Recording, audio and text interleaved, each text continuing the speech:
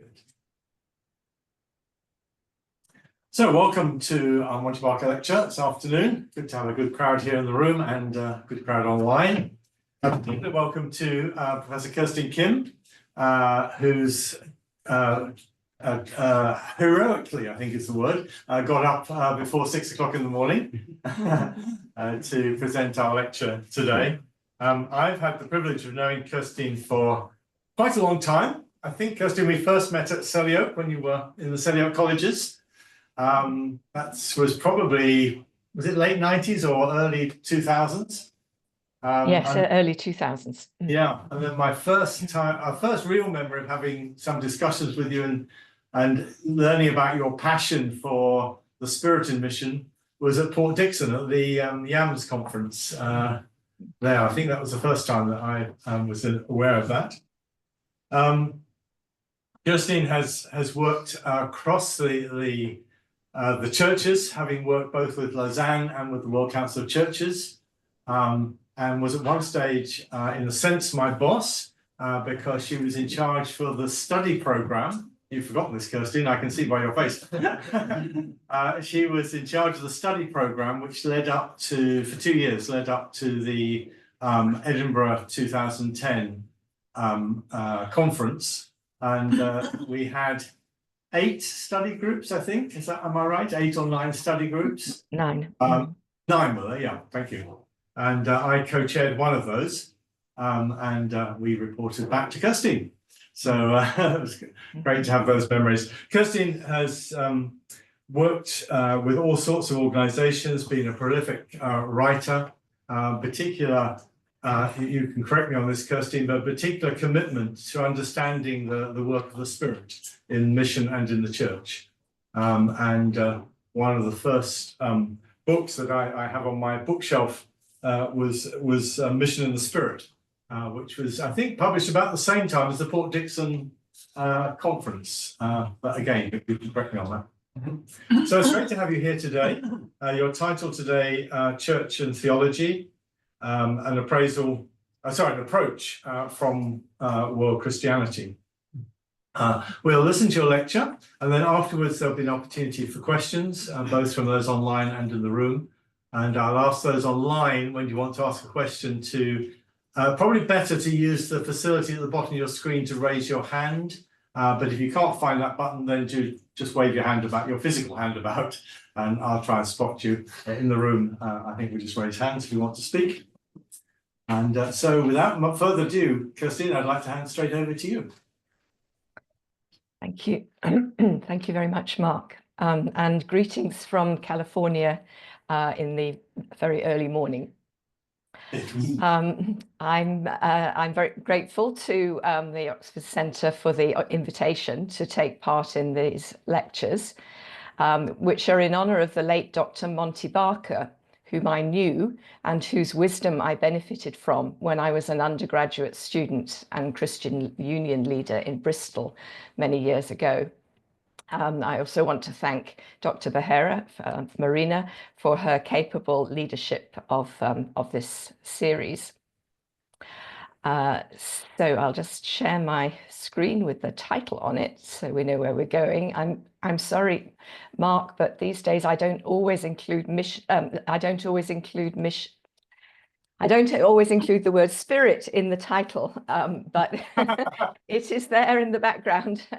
And you can question, it's there. You can question me in the background, in the questions later. So we're talking about mission, church, and theology in keeping with this section of the lectures.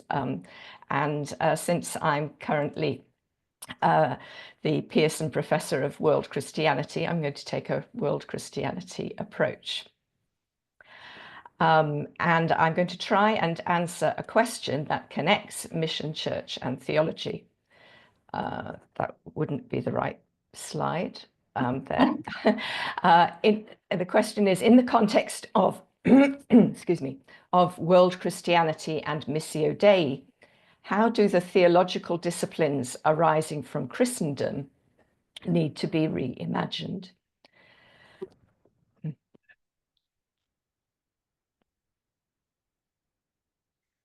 This has been a topic of interest to me for some time, since when I, as a missiologist, was teaching on and leading programs on theology and religious studies in the UK.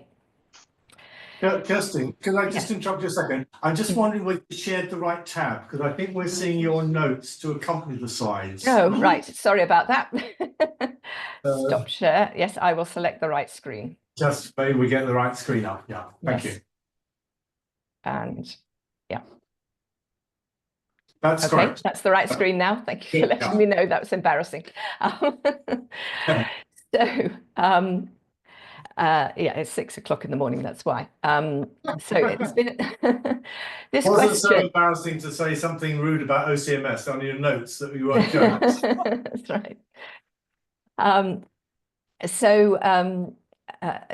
This question, as I said, has been a topic of interest to me for some time, since when I, as a missiologist, was teaching on and leading programs in theology and religious studies in the UK. And it's come to me afresh at Fuller Theological Seminary in the US, where I currently teach, as we're responding to, first, the closure of 2 separate schools, one of theology and one of mission, and their reconstitution as one school of mission and theology, in that order, mission and theology. This decision is at least partly a response to the diversity of our students and the global nature of our classes. As a result of this integration of mission and theology, this quarter I, a missiologist, am teaching the foundation course for incoming master's students in theology. So I want to begin the paper by looking at 2 developments: Missio Dei and world Christianity as catalysts for theological change, before considering aspects of how a diverse and global classroom affects the theological curriculum, specifically at Fuller, focusing my answer on the question of the teaching of doctrine. After rethinking the teaching of doctrine in view of world Christianity, I shall make a further proposal about the theological curriculum.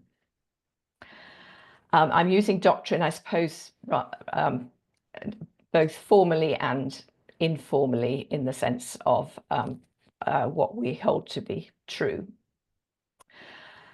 So the catalysts for theological change, Missio Dei and world Christianity, have emerged from the study of mission since the end of the colonial world order, or not precisely the end, but you know what I mean. This series of MBL lectures, which was kicked off by Dr. Bevans 2 weeks ago, is predicated, according to the little description, on the theology of mission as Missio Dei, or God's mission. As we know, God's mission comes before the church and is wider than the church, and therefore the church is missionary by nature, or missional. However, although most individuals and churches in mission have probably always sensed that mission is a response to God's initiative, its theological acknowledgement dates only from the mid-20th century. Since then, the concept of Missio Dei has been widely received and has built bridges between theology and missiology. If I talk with Protestant theologians about mission, as well as sometimes squirming a little bit, they can generally name Missio Dei and David Bosch's Transforming Mission. This gives them an overarching sense that their church is part of a wider movement of the Spirit, and that theology has a purpose within that. In addition, Missio Dei has a significant impact on practical theology, particularly, especially as missional church, as developed by Darrell Guda and his team. However, despite the heroic efforts of Bosch, Bevans, and others, Missio Dei is by no means central to academic theology yet, or even to ecclesiology. As evidence for this, Missio Dei, which was coined in the International Missionary Council back in 1952 and developed through many programs of the IMC and its successor, the Commission on World Mission and Evangelism in the World Council of Churches, was not accepted by the same World Council of Churches Faith and Order Commission until 2013. So after years of putting church first, there was general amazement in the Commission for World Mission and Evangelism that the WC statement, "The Church Toward a Common Vision," began by setting the church within the wider mission of God. Nevertheless, even in that document, Missio Dei is not integrated throughout. There does not seem to be any vision that Missio Dei should have an impact on the rest of theology or on the theological curriculum of the WCC member churches. The theological curriculum, as we know, was structured during the European Reformation in the 16th century by both Catholics and Protestants to train clergy and pastors to serve churches that were working essentially with governments or with monarchs in the Christianized society and public space that we call Christendom, as a kind of alternative civil service. Theological disciplines, sometimes summarized as biblical studies, theology, church history, and practical theology, are taught according to academic patterns and norms of the West. As Christendom expanded, the established churches of Europe collaborated with the colonial expansion of European governments. And in this context, disciplines relevant to mission were added onto the curriculum where necessary to support this. But mission studies was never integrated into it. This predominantly pastoral pattern was largely adopted by the institutions of more recent Protestant denominations too. It was also followed by new or independent churches founded in Africa, Asia, Latin America, and other regions. In this preparation for pastoral ministry, although evangelism might be part of the curriculum, mission was not there because these churches in Africa and Asia were expected to be local and to stay local. It was never anticipated that churches in Africa and Asia would mount their own world missions, as many are doing today. So as the need for Dr. Bevans to write The Community of Missionary Disciples shows, there's little sense in the Western theological curriculum that mission is integral to the understanding of the church or to pastoral work.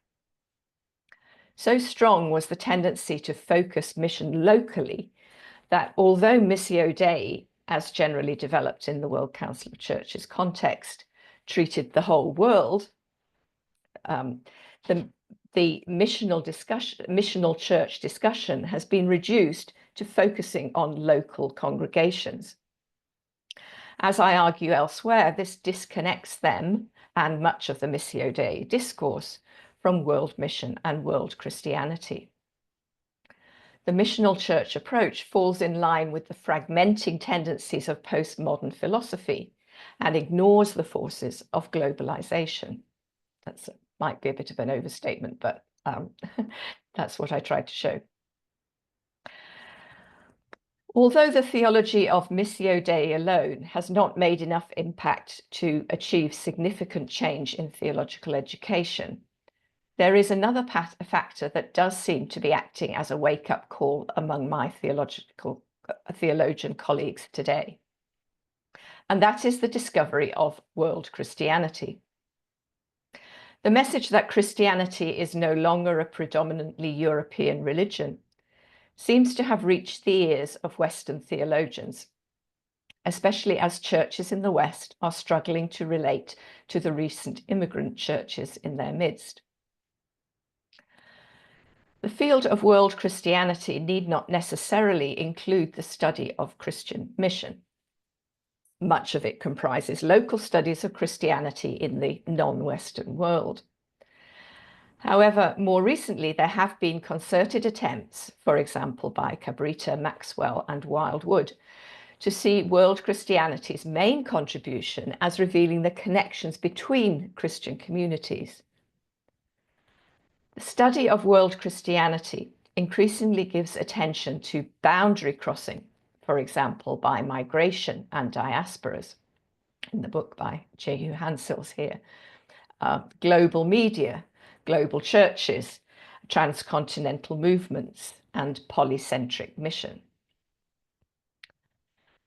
From a disciplinary point of view, in the academy, world Christianity addresses several difficulties with the teaching of Christianity, as it has been done in the West, including that Christianity is taught as a theology and not as religious studies, or at least that has been the situation. So that where other religions are taught as world religions, Christianity appears to be only a Western religion. And whereas Christianity seems to be about history and doctrine, other religions are dynamic, holistic communities.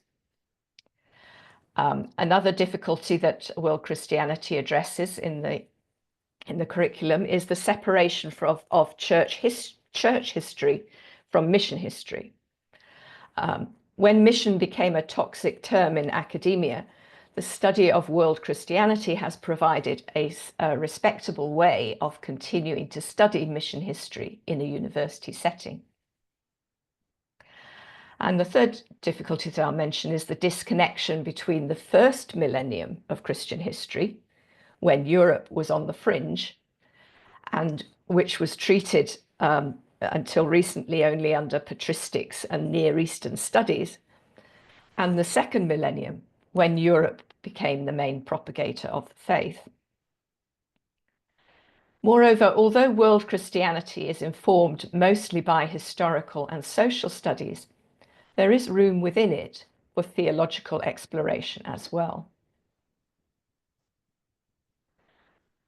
There are some who fear the rise of Christianity in other continents, especially in Africa, because they experience it as a threat to ecumenical relations, as Philip Jenkins expressed in The Next Christendom.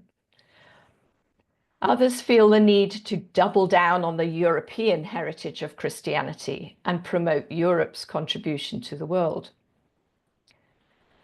However, the discovery of world Christianity is generally received in the West, in my experience, as an encouragement, at a time when many churches here are tired and struggling. For example, the Centenary Project, already mentioned, in Edinburgh in 2010, of the World Missionary Conference that was held there in 1910, celebrated the growth of Christianity worldwide and polycentric, multi-directional mission. However, although they may see its relevance and be excited to learn about world Christianity, most Western theologians do not know what to do with that information. Theology remains parochial, and it's not obvious how Western theologians can include the theologies from other parts of the world, except as a point of interest, an optional extra, or an enticement to a course or program that may otherwise seem mundane. Few have grappled with what it means to make the reality of world Christianity integral to the theological curriculum. Again, Steve Bevans leads the way in this in his book and series on theology in global perspective. However, when it comes to systematic and doctrinal theology especially, there are formidable obstacles. Not only has the edifice of Western theology been built on an intra-European dialogue, which those who have mastered it are reluctant to give up, but it is not obvious how this dialogue can be opened up to embrace the new reality, even where there is a willingness to do so. This is because, as I have argued elsewhere, there is a hermeneutical hindrance to global theological exchange, as well as other hindrances, And both the historical theological method and the linguistic cultural turn in theology in the late 20th century actually, in my view, made this worse rather than better. In a diverse and global classroom, the linguistic cultural turn, as represented by George Lindbeck and others, which posits that different traditions are incommensurable, is to some extent overcome, as I said, in a diverse classroom, by the presumed willingness of students to engage in dialogue across difference. However, the historical theological method of teaching theology presents a particular difficulty still, in that it only allows for the inclusion of the newer theologies as the kind of recent extension of a theological tradition that is perceived to have reached its zenith in post-Enlightenment Europe. So world Christianity tends to be seen as an extension of the West in the colonial period, and tacked on in the final chapters in a volume or the final volumes in a series, the bulk of which deals only with Europe. So in this section of the lecture, I shall observe developments of the teaching of theology at Fuller Theological Seminary to explain how I'm using the tools of world Christianity to address some of the issues above. So at Fuller, most of our students understand that demographic shifts in the US signal the end of the white majority there soon, or here soon, and the rise of people of colour and recent immigrants. Most of our students are from the so-called ethnic minorities in the US, and between 25 and 30% of them are international. So those from the white community are no longer in an absolute majority within the seminary. One of the attractions of Fuller is the multicultural and intercultural experience that it offers. Much of this is what is through what are still, in my view, erroneously called the ethnic centers for Black, Latino, Korean, Asian American, and Chinese students. But these are increasingly setting Fuller's direction. Given this student body, world Christianity and theologies from outside the West are attractive to our students. Yet, until a decade or so ago, in the School of Theology, core theology courses could be taught as a kind of philosophy that floats free from any actual churches and locations, a discussion of ideas disconnected from people or communities.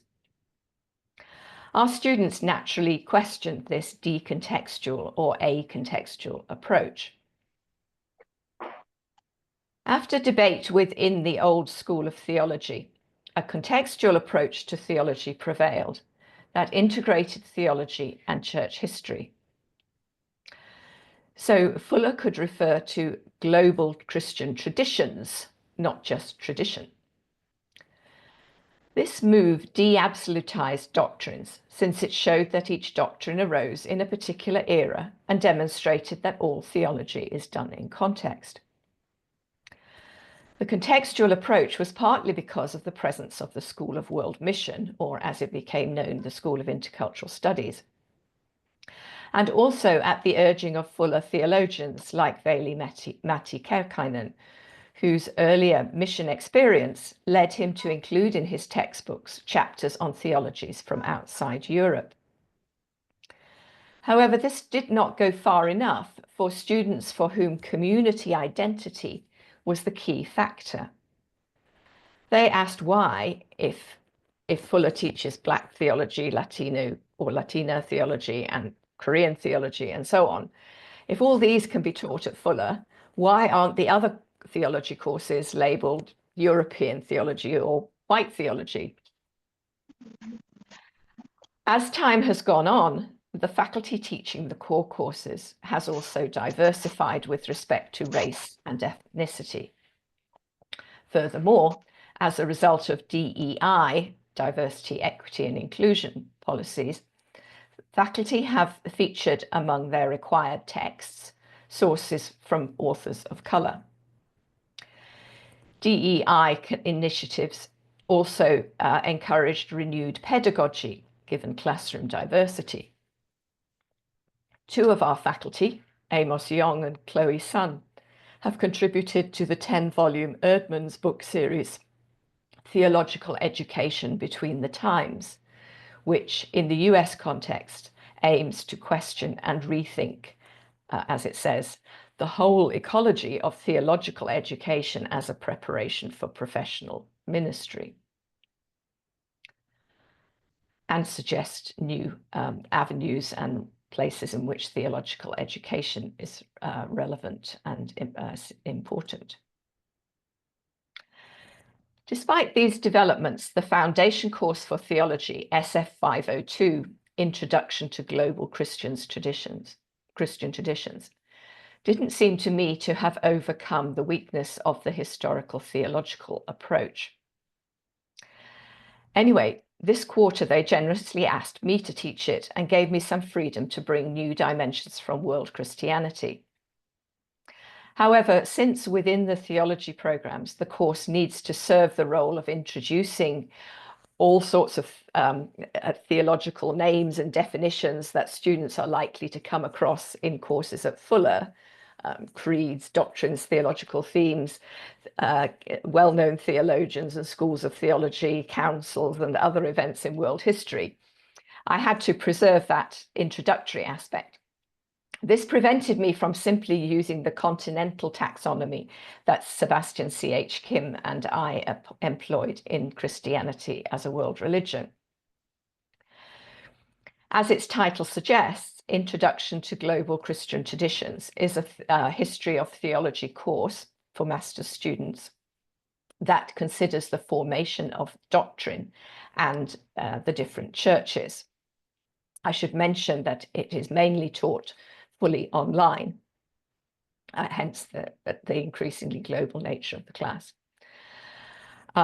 My theology students have, my theology colleagues, sorry, have gradually developed this course using historical, doctrinal, and ecumenical material.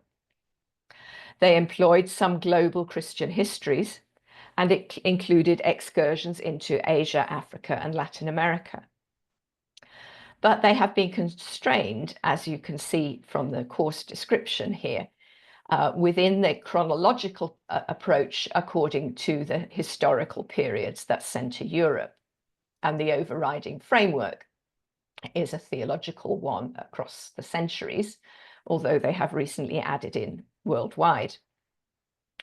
But by sticking to the patristic, medieval, Reformation, and modern, they're still signaling, in my view, that the Western trajectory is the main one. So in order to fulfill the mandate of an introduction to theology and also to preserve a historical approach in the sense of contextuality, so I did those, but I wanted to move away from a linear approach that passes through Europe as much as I could. So I used the world Christianity perspective to do the following. First, I added a clearer definition to what's meant by global traditions by using the 4 traditions of the World Christian Database, Orthodox, Catholic, Protestant, and Independent, and the 2 global movements of evangelicalism and Pentecostal charismatic Christianity. And these are presented effectively, as you probably know, by Gina Zerlo in Global Christianity. Then, to subvert the chronological outline, I replaced the framework of Western eras with a paradigmatic structure similar to that pioneered by Hans Kung, that was followed then by David Bosch in Missiology, to take care of the traditions and movements.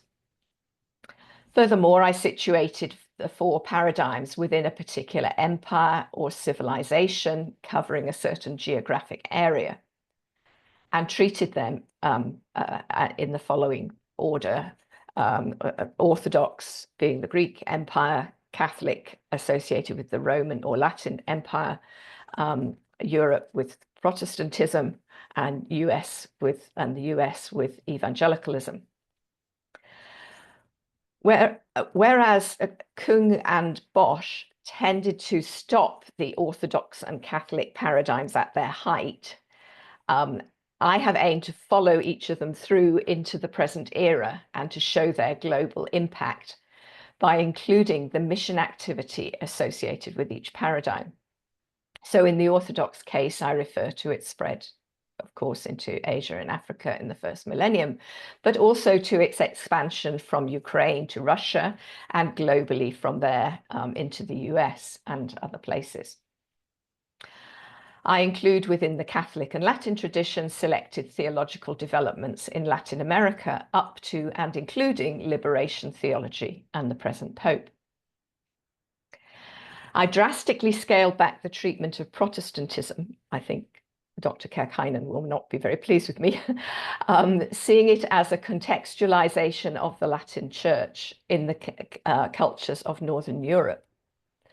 However, using resources produced for the 500th anniversary of the Protestant Reformation, I have emphasized the diversity of the Reformation and its global spread from Europe, and then especially to the US, where the way that I'm treating it, it morphs into contemporary US evangelicalism and expands from there. As we did in our history of Korean Christianity, where we tried to interweave all Korea's Christian traditions and draw out their global connections, wherever I can, I make cross-references to the other traditions and to points of contact with other regions of the world in a particular period, so as not to treat them in isolation. I supplied a world Christianity timeline organized by continent to help with this. I also assigned Roger Schrader's recent slim and accessible volume, The Christian Tradition in Global Perspective, which sensitively brings 2,000 years and all continents together. I described Pentecostalism as polycentric in keeping with the contemporary multipolar world. For the independent churches, I argued that separatism, or more positively, reinventing the church, is a feature of Christianity at least since the Radical Reformation, and I can then link evangelicalism and Pentecostalism in the US conceptually with contemporary developments in the newer churches in Asia and Africa. In the final 2 weeks of the course, which are happening now, actually, I focus on theological developments in Asia and Africa, respectively, as the likely future of Christianity. In those weeks, the course videos feature mostly voices from each continent. I made it an aim that my students should hear their global region and tradition named, and also learn about other traditions and regions that are foreign to them. I added geography to history by including maps for each week. And in my treatment of the early church, I emphasized the geographical distances. Did you know that it's 3,000 miles overland from Antioch round to, where was it I was measuring to? Ephesus, I think.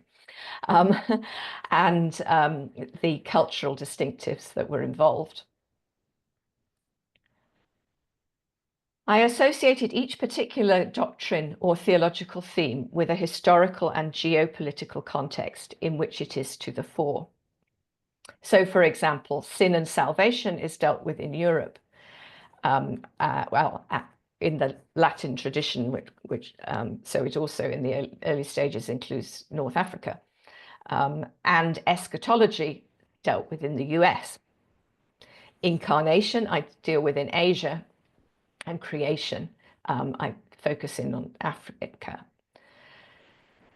To clarify the context in which each particular theological development took place, I have centered material from theologically informed world Christianity sources, such as Our Own Christianity as a World Religion, and Irvin and Sundquist's 2-volume History of the World Christian Movement. I've also included pioneer theological works that have taken a missional and global approach, such as Bevans and Schrader, Constance in Context, and Justo Gonzalez's 2-volume The Story of Christianity. I required or recommended resources from each tradition or movement and from each region. I avoided the word heresy as much as I could, teaching the formation of doctrine positively instead. And I engaged with African American, independent, and post- and decolonial criticisms of European theology, such as criticisms of Christendom and about the perceived white or colonial nature of the early councils. So I have yet to receive the evaluations of my students or the verdict of my peers, but I am excited that there are now enough resources to reframe the history of theology, not as a line which passes through the West, but as polycentric from the beginning, in a way that includes multiple Christian traditions, each having their own histories. My version of SF 502 is not a terminus, but I hope it is a stage on the way to another model of teaching doctrine and theology altogether, that is neither philosophical nor historical in method. If I had my own way, it would become a more thorough rethinking or reframing of doctrine or theology that intentionally decenters the West and decolonizes theology. Global conversation is an approach that I developed out of my studies of Asian theologies, in which I got Asian theologians to talk to each other in the pages of the book, rather than me having to assess them from the outside. To justify conversation as the way forward to facilitate Western theological engagement with other contextual theologies, I've used the work of, more recently, of the pragmatist philosopher Richard Rorty. Rorty adopts a Socratic hermeneutical approach of conversation for a situation in which, I quote, no disciplinary matrix unites the speakers, yet for whom hope of agreement is never lost so long as the conversation lasts. Rorty's conversation is a human activity in which the participants are not involved in a search for normative truth, but in understanding one another's positions and visions so as to come, if possible, to a consensus. In this way, knowledge is recognized as social rather than cognitive, which is also a biblical perspective. For Rorty, conversation can continue even when paradigms are shifting and normal consensus breaks down.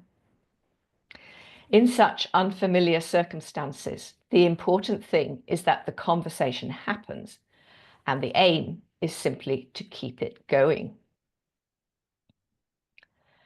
If theological justification is needed, then others have made a connection with the doctrine of the Trinity.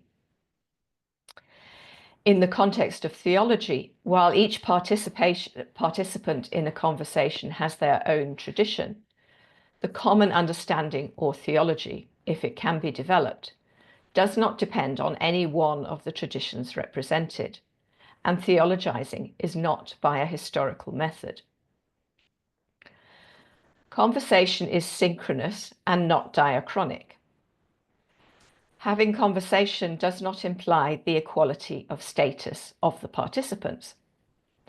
A round table setting and mutual respect between conversation partners is highly desirable, but a conversation may still take place where the balance of power is uneven.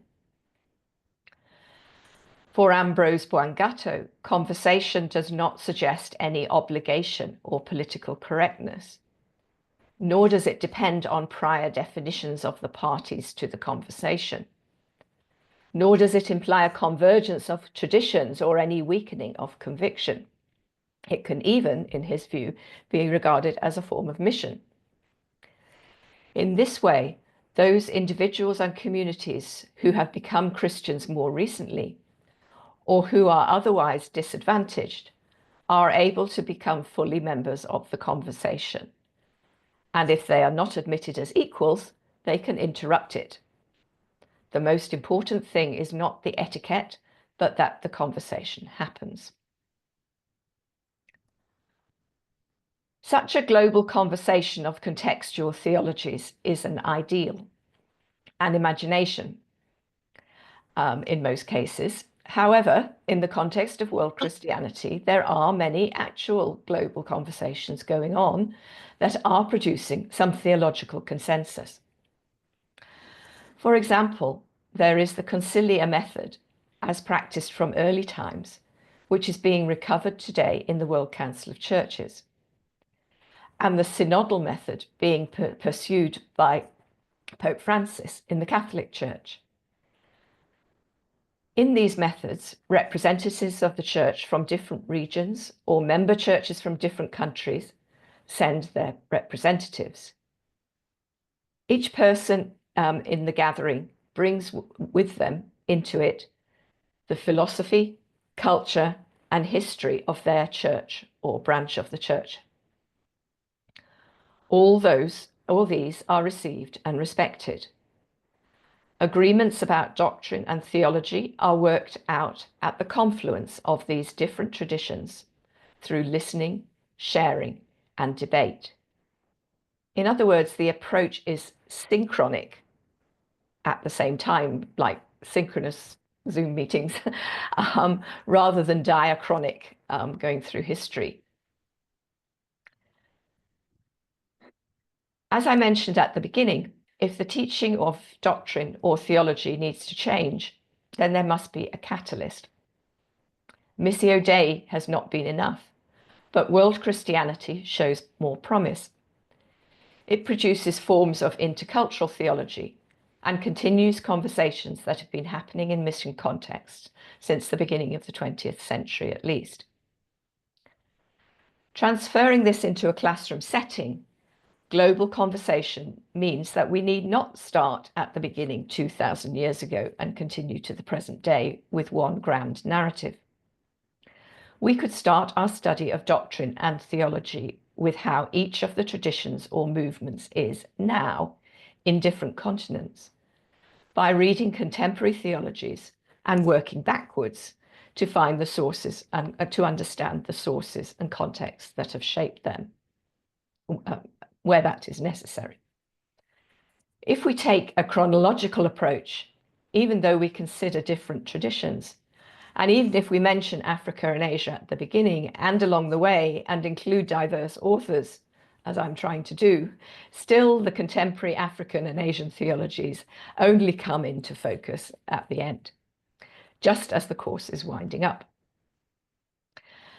By considering the teaching of theology from a contemporary world Christianity perspective, rather than as an exercise in philosophy or history, we can still bring out doctrinal, theological, and ecclesiological debates. We can include the theologians and councils of old that have been preserved in the historical record and that are regarded by different churches as authoritative. But we can avoid suggesting that, in order to discuss doctrine and develop theology, contemporary Christians in other continents must be steeped in the history of all that Europeans think has gone before. Whether Western theologians like it or not, new ways of teaching doctrine and theology are on the horizon because of the rise of world Christianity. They are not yet realized in the English language textbooks for teaching doctrinal theology, at least not those published in the West. But they are being experimented on in the classroom and in academic discourse. Rather than prioritizing a particular history for the formulation of doctrine and the development of theology, such synchronic global conversation could be the way forward for theology in world Christianity. Thank you.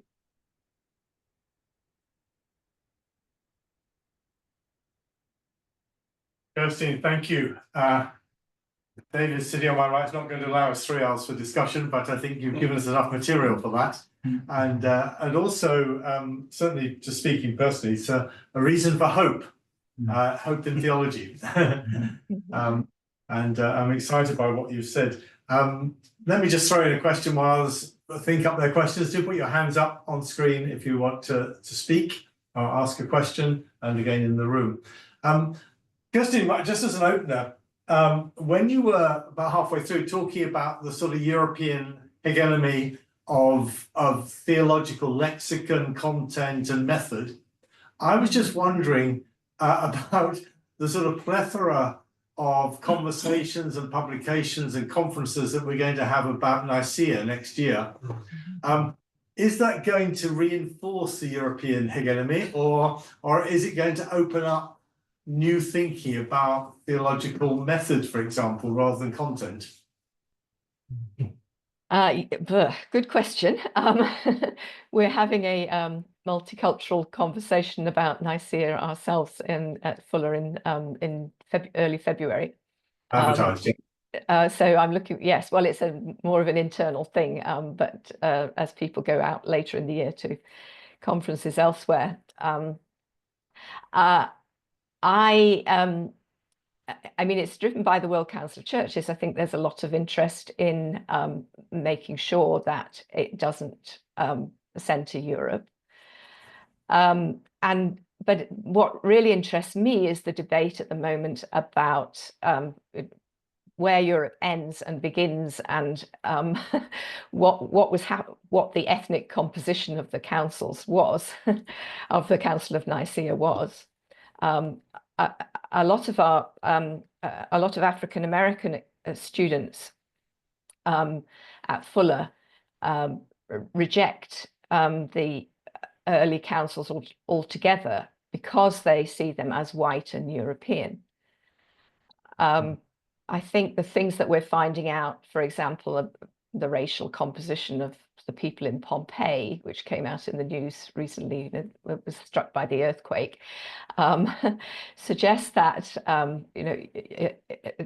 we can't assume that everybody was well. We know that they weren't all white anyway, but we can't assume too much about the skin color and heritage of the people concerned.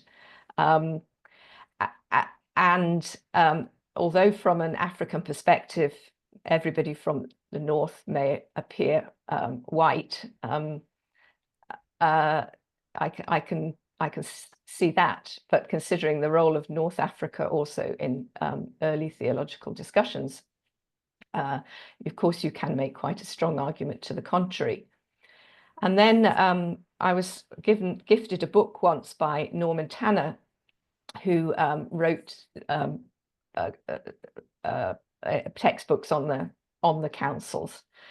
It was a book that he'd published in India on the basis of some lectures that he gave there.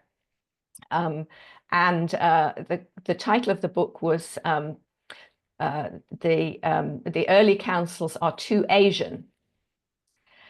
And his argument was that if you're operating in Greek in that period, we're talking about Alexander's empire. We're not Europe doesn't really feature, and he argues that no European theologian actually made any significant contribution to the councils at all. Even Leo, whose tome set the conversation going at which council was not. Thank you. Well, I mean, he set the conversation going, but in the end, what came out of it was different. So yeah. Anyway, I was intrigued by that, because Alexander's empire, of course, stretched through Persia and as far as India, and south into Egypt as well. So I think there's a lot that we don't know, and I'd love to see more exploration of the world Christian diversity of what was going on in the councils. As you can tell, they are not my my expertise, but the discussion around them is at the present time, I think, is really fascinating. And of course, the location and what, you know, where Europe begins and ends. Of course, Europe didn't really feature when Paul made his decision to cross the Bosphorus and go to Macedonia. Europe is not mentioned in the text of Acts. So I think we have some rethinking to do. Thank you, Kirsteen. I see Daniel's hand up. Can you unmute? Thank you. Yes, it's a good lecture. I'll just get right into it. I'm just curious. I think I am finally, and I have to, let me preface this by saying one of my faculty members for my MA was Vicente Rafael at University of Washington. So he's kind of the queer theory genius on post-colonialism. So I was, I think, at one point deeply sympathetic to the calls to decolonize these things, especially Western readings of Scripture. But the lack of definition of what it means to actually decolonize and what exactly is a Western reading of Scripture that doesn't take into account the nuances that you just mentioned. I mean, we have, for example, coins from the Asokan Empire in India with Greek lettering on it, which shows the far reaches of the Greek thought and epistemic framework, also blending with Hinduism, etc. And then you look at the complexity of the Reformation. You don't see a singularity of vision. You don't see a singularity of ethnicity. You don't see a singularity agenda of whiteness or supremacy beyond what is kind of most basic to our anthropological natures of power and consolidation of that power happening on micro and macro levels all around the world. So I guess my pushback is this: is do you risk being reductive in these broad panoplies of what is Western Christianity and what is Asian Christianity, what is African Christianity, to a detrimental effect, creating a caricature that reinforces these concepts that have created great dissonance in America, especially the Black Lives Matter movement and the concept of whiteness. So I guess it's a bit of an intervention question that I wonder if you could reflect on. And of course, I'm sensitive to your context, very much so. I love Scott Sundquist's work, and all the kudos to you guys. Thank you very much for the fascinating question, and deeply thought out question. Yes, I think I think you're raising another issue that is in the mix, and that is the tendency, well, as I've already hinted, the tendency to elide how the world is now with how it was then, so that there is a sense in which it's obvious in the US what decolonized means at the moment. But that doesn't mean necessarily, and that tends to make assumptions about how the early church was, what Christendom was all about, and so on, without digging enough into the details. Yes, I use the word decolonize because it's what my students recognize, but you're quite right that it isn't and it can't be one thing, and colonialism anyway has many different forms in different times and places, and even the current situation. All nations and cultures have experienced colonialism in different ways, and the experience of US colonialism in Korea, for example, was very different from the kind of European colonialism that people in Africa might complain about, rightly so. That's very helpful. Thank you. John. Thank you so much, Kirsteen, for this very, very interesting talk. I'm particularly interested in the idea of conversation here, I think.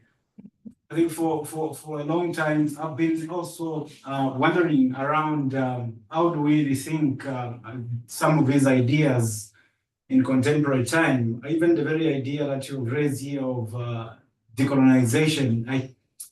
I find it a little bit problematic sometimes when you are thinking about it in this context. But how do we push this idea as a theory, as a theoretical tool for understanding what you're talking about in world Christianity? How do we understand? I know that you've lived in Korea and you probably have a little bit understanding about the African context. It terms like conversation itself, what it means in all these different parts of the world would mean something completely different from what it will mean from another context. And that creates just some kind of new challenges to deal with this. But I still appreciate the idea of come, let us reason together. Let us have a conversation, if that were. But how do we push this much more? You know, I know you were talking about that people don't need to come to some form of agreement into what they are discussing. But if people are complaining about the colonial perspective, are they not seeking for certain answers, for certain agreements about things? What is it? How do you see this this motif, even if as it's gone into WC's World Council of Churches and also the Catholic? How do you see it? What is the future of this? But I also think that it could be actually one of the most important tools, more than even the very idea of mission here, in terms of rethinking theology and the world here. But how do you see it in terms of moving forward? That's a very big question, but I think the discourse around decolonizing can serve lots of different purposes at this time in world history, and one of which is to raise the decentering one. And the recognition of other centers in what's sometimes called a multipolar world.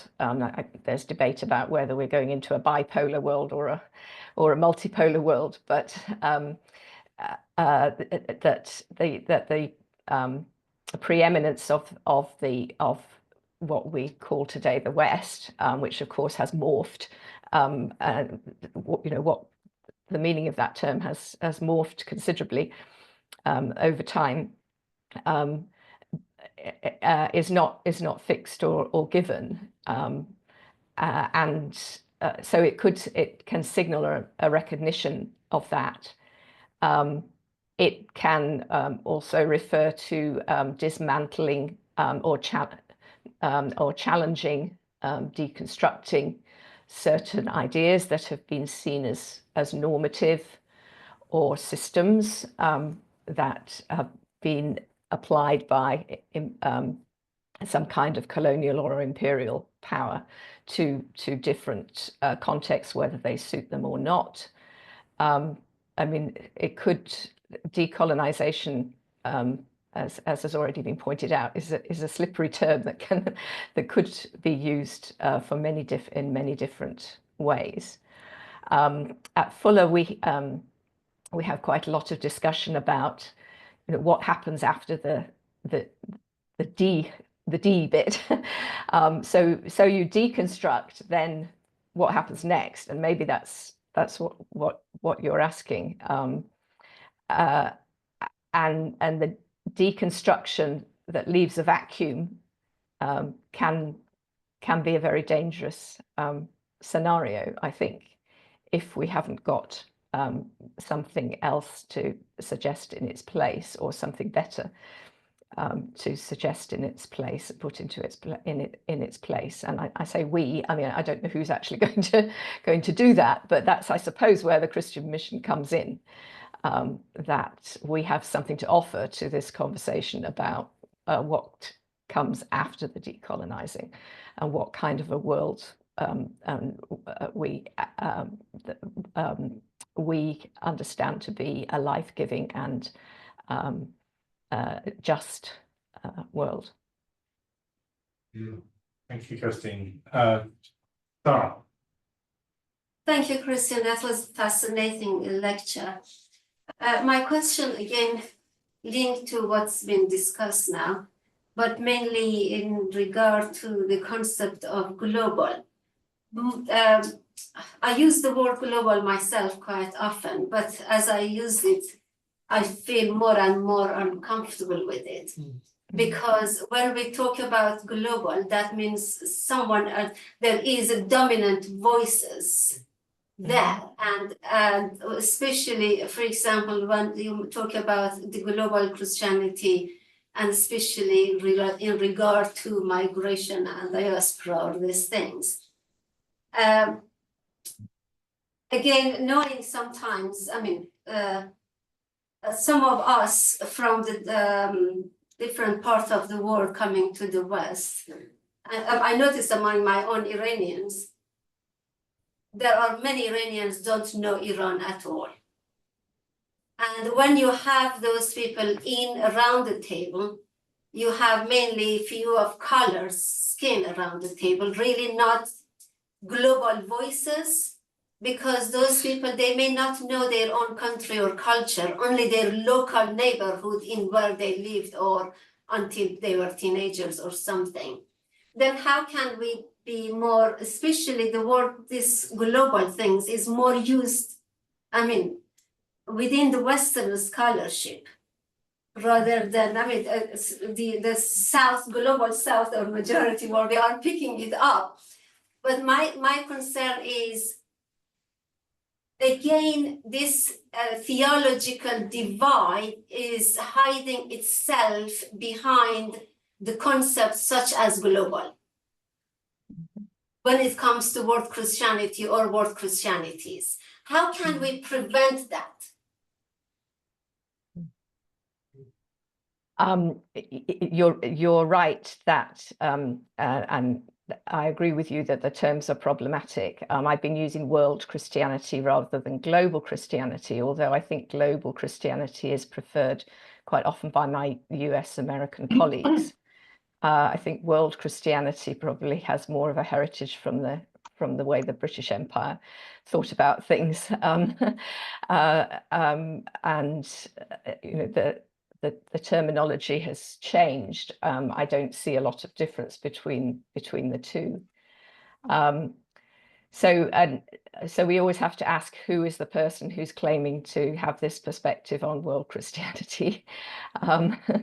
And it's often people like me, educated in the West, ethnically white, not so normally male, but still it's close.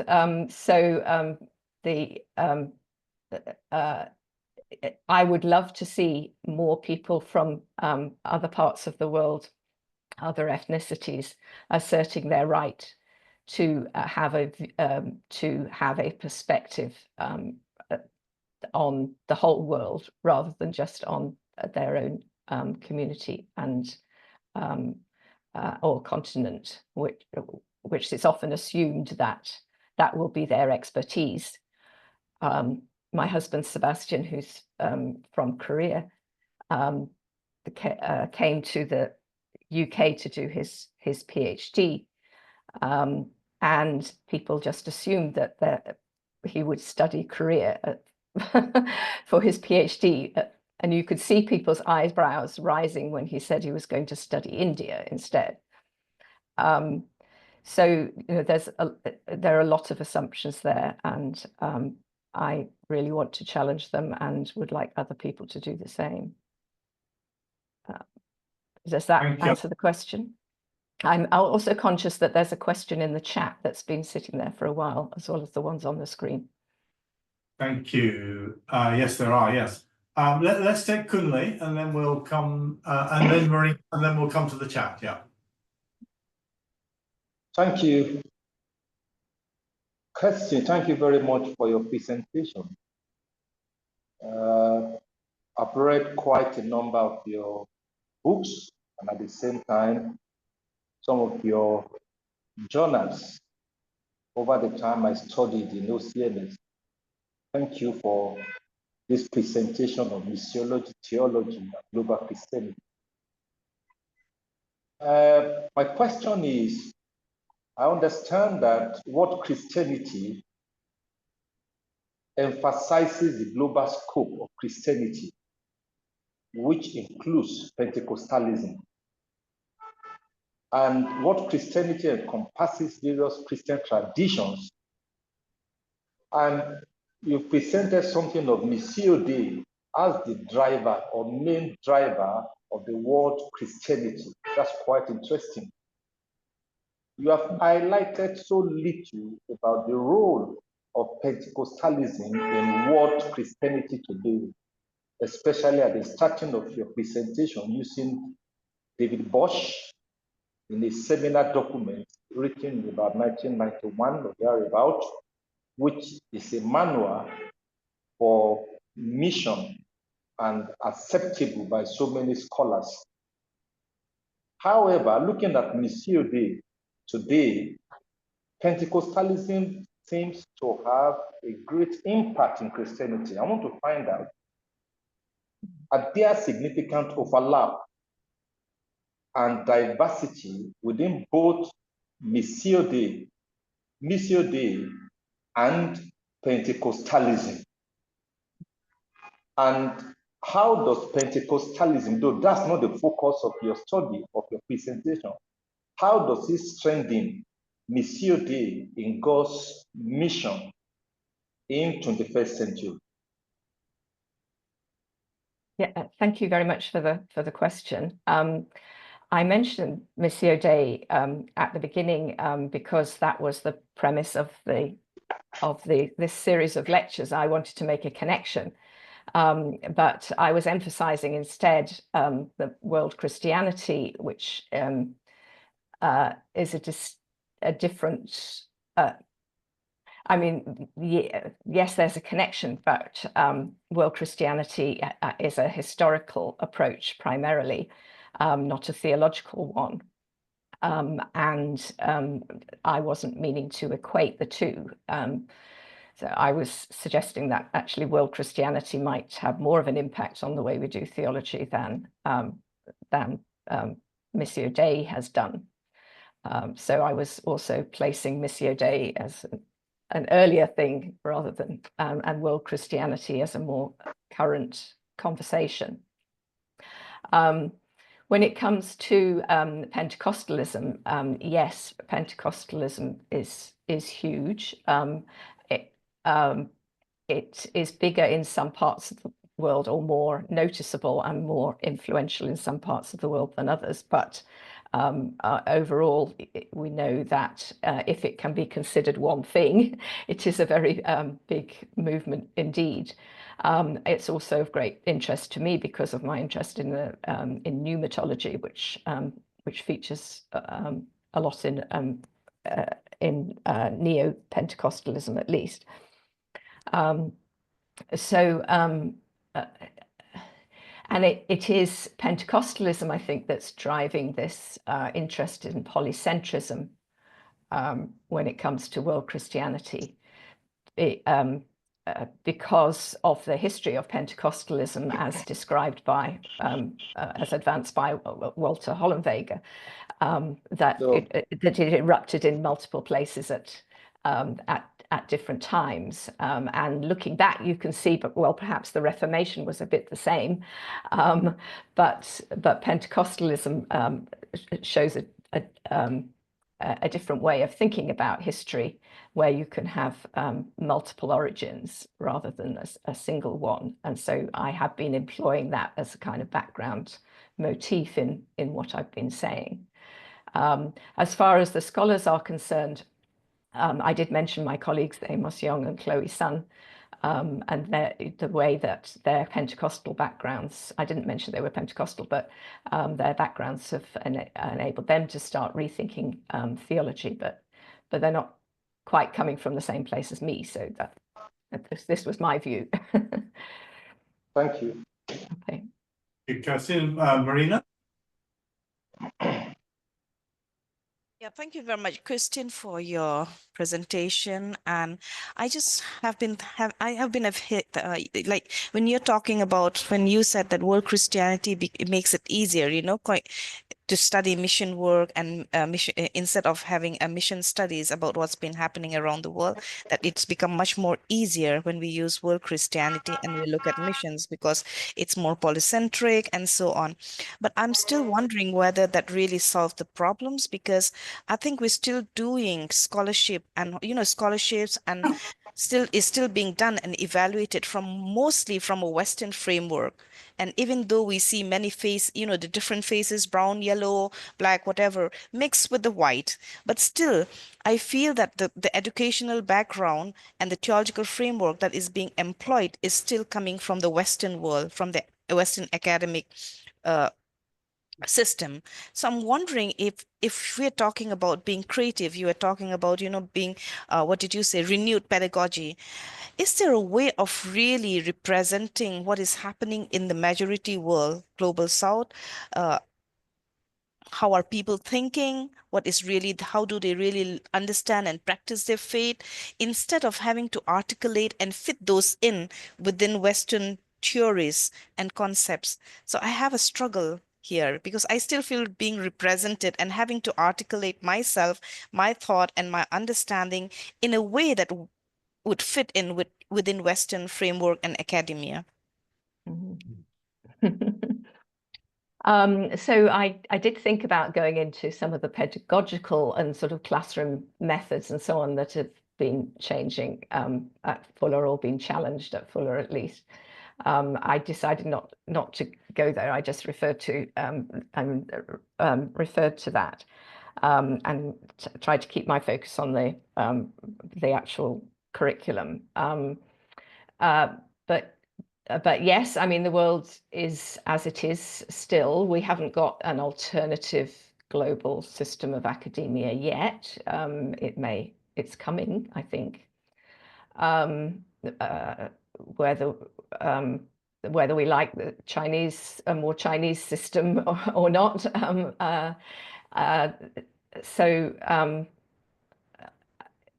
There are possibilities. I mean, it depends what we mean by academia, and I was talking a lot about conversation. Conversation doesn't have to be academic conversation. It's just important that people connect. But there is a certain discourse that and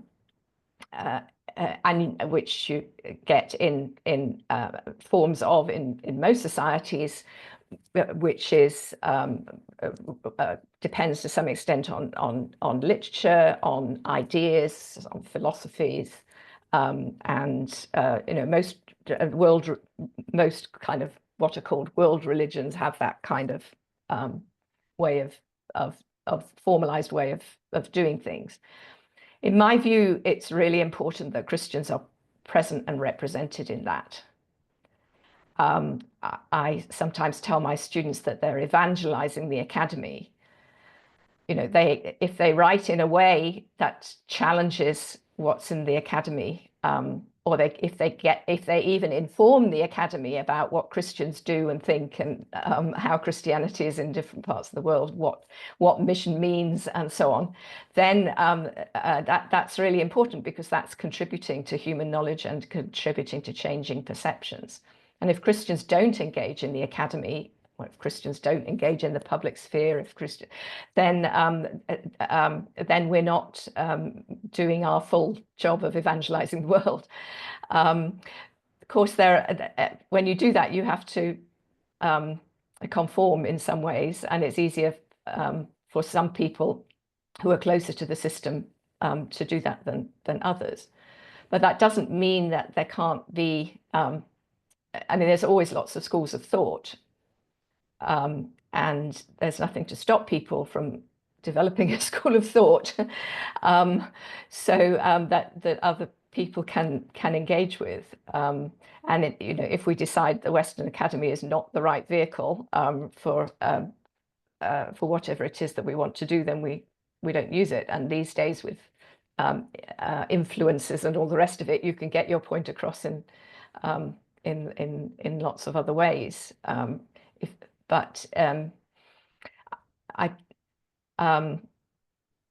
Yeah, and also, I mean, as what I was trying to say, I suppose, is that the way we do theology has to change, but to some extent it is already changing. The evolution of that course at Fuller is an illustration that the messages and what is coming from Africa, Asia, Latin America, and so on is changing the way that theology is being taught and done in the West. Of course, we might make our efforts at changing how theology is being done in another part of the world. But anyway, if we're in the West, that's what we're mainly in the business of. And the difficulty for me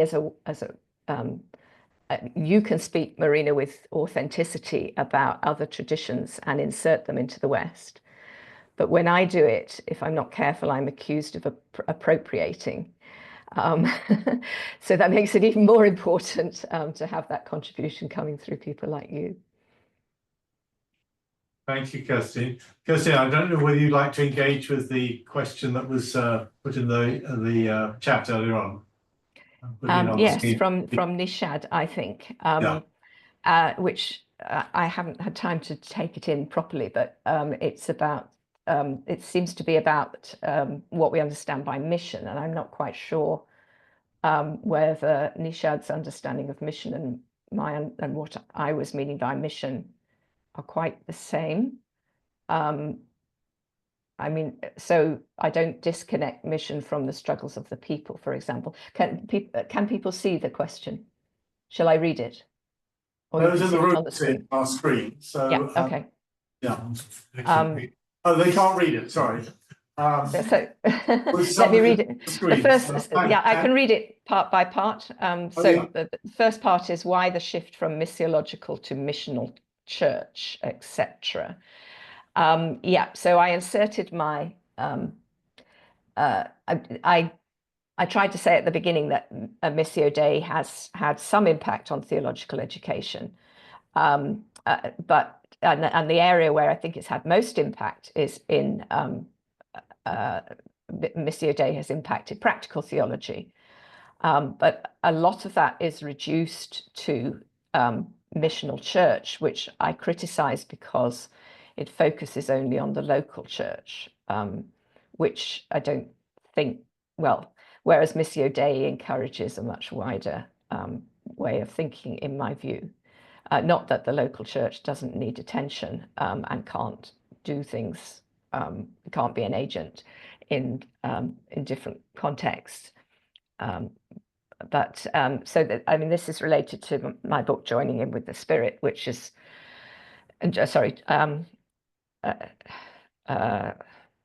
yes, Joining In With the Spirit, the subtitle of which is Connecting World Church and Local Mission.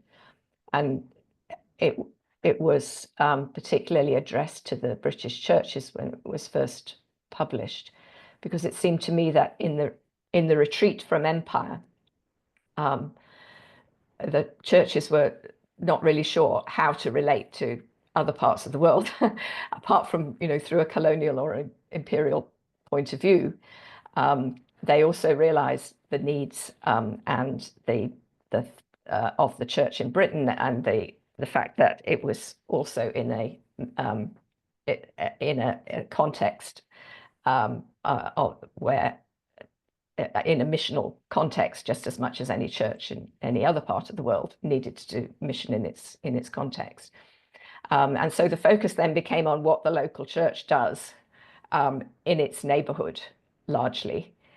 And that was at a time when we're talking about the first kind of 20 years of the 20th century, of 21st century, and that was at a time of rapid globalization, when and theories of globalization point out that whatever a person does locally also has global effects, and vice versa, that you can't separate the local from the global. We've got the term glocal, and so that we were not realizing the influences that we'd already received from the rest of the world in the churches in Britain. nor were we finding constructive ways of relating to the rest of the world. At least there were things happening, but I wanted to see more. So so that perhaps addresses number one. The second question was about, can we envisage a missional theology and transformative ecumenism rooted in the struggles of people rather than comfortable treading on the historical impressions and theological diversities in missions? So I'm sure we can. It just wasn't the the title of this or of this lecture. It wasn't what I chose to focus on. But if Nishad can do that, that's wonderful. Yes, mission is not just one thing either. Yes, and number three, why does missions have to survive always in relation to theology, history, or culture? Hasn't it led to mission studies being sidelined many a time? Well, I certainly agree that thinking about the study of mission as only in relation to theology, history, and culture is a problem. And we tried to address that problem in the Oxford Handbook of Mission Studies by introducing a section on the social sciences, or more sociological studies, which have become increasingly important in missiology, I think especially since the rise of liberation theology.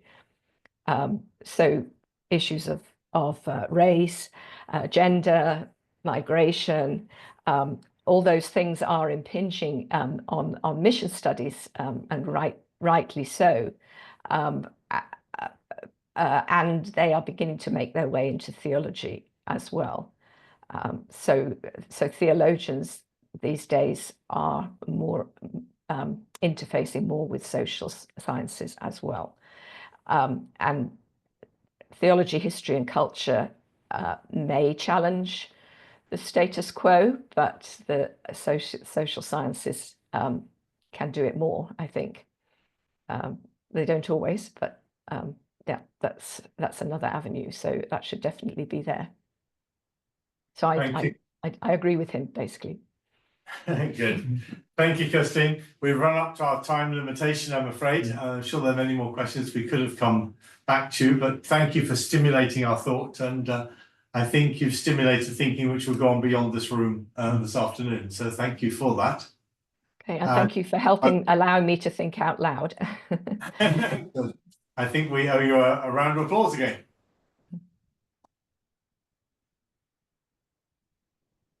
One of the questions touched on Pentecostalism, and next week we have the privilege of having our own Mutale giving the MBL on aspects of Pentecostalism. So we do invite you back again next week at this time, and Mutale be Linus. Am I wrong? Sorry? Oh, I'm part. This is the one I missed when I was away. Yeah, sorry about that. It is recorded and available on the website. Yes. Anyway, I'm digging myself out of a hole.